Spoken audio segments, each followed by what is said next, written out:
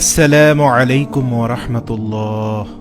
সুপ্রিয় আলোর পথের দর্শক মণ্ডলী, আশা করি মহান আল্লাহ রব্বুল আলামিনের অশেষ মেহেরবানি ও দয়ায় আপনারা সবাই ভালো আছেন। সম্মানিত আলোর পথের মুসলিম ভাই ও বোনেরা, আজকে আপনাদের জন্য খুবই গুরুত্বপূর্ণ একটি আমল নিয়ে হাজির হয়েছি। সেটি হচ্ছে, আপনি প্রত্যেক দিন রমজান মাসের ইফতারের পর মাগরিবের নামাজের পরে 10 বার এই ছোট্ট দোয়াটি পাঠ করবেন। আর যদি রমজান মাস না হয় তাহলে মাগরিবের নামাজের পরে 10 বার এই ছোট্ট দোয়াটি পাঠ করবেন। প্রিয় দর্শক, রমজান মাসে এই দোয়াটির বিশেষ গুরুত্ব হচ্ছে, আপনি যদি দোয়াটি 10 বার পাঠ করেন তাহলে আপনি 700 বার পাঠ করার সওয়াব পাবেন। কেননা রমজান মাসের সওয়াবসমূহ 70 গুণ বৃদ্ধি করে দেওয়া হয়। এই দোয়ার বিশাল 4টি ফজিলত রয়েছে। প্রিয় বন্ধুগণ, চলুন আগে আমরা এই 4টি ফজিলত সম্পর্কে জেনে নিই। এরপরে আমরা বাংলা উচ্চারণ এবং অর্থসহ দোয়াটি শিখে নিব। প্রথমটি হলো, পৃথিবীতে যত প্রকার মানুষরূপী শয়তান রয়েছে এবং শয়তানের চরিত্রের যারা, তারা আপনাকে কোনো প্রকার ক্ষতি করতে পারবে না, হোক সে মানুষ শয়তান, হোক সে জিন শয়তান। আপনি মাগরিবের নামাজের পরে, অর্থাৎ ইফতার করে মাগরিবের নামাজের পরে এই দোয়াটি পড়বেন। ফজর পর্যন্ত, অর্থাৎ সকাল পর্যন্ত আল্লাহ পাকের ফেরেশতা আপনাকে পাহারা দিবে। আল্লাহ তাআলা একজন ফেরেশতা পাঠিয়ে দিবেন আসমান থেকে এবং সেই ফেরেশতা আপনাকে পাহারা দেবে। সুবহানাল্লাহ। এবং সমস্ত মানুষরূপী শয়তান এবং জিন শয়তান থেকে আল্লাহ আপনাকে হেফাজত করবেন। 3 নম্বর হচ্ছে, আপনার আমলনামা থেকে 10টি সগীরা গুনাহ কেটে দেওয়া হবে।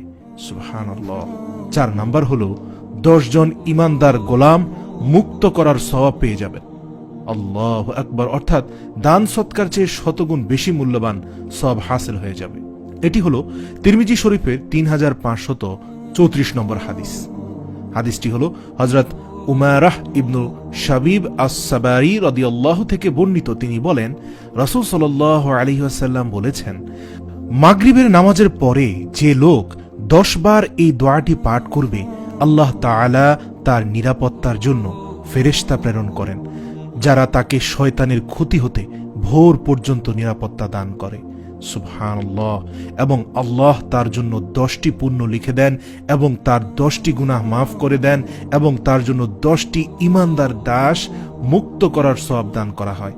সুবহানাল্লাহ। প্রিয় দর্শক, সবচেয়ে মজার ব্যাপার হলো, এই আমলটি যদি আপনি রমজানে করেন তাহলে প্রতি 10-এর জায়গায় হয়ে যাবে 700। কারণ রমজান মাসে এই হাদিসের যাবতীয় নিয়ামত আপনাকে 70 গুণ বৃদ্ধি করে দেওয়া হবে।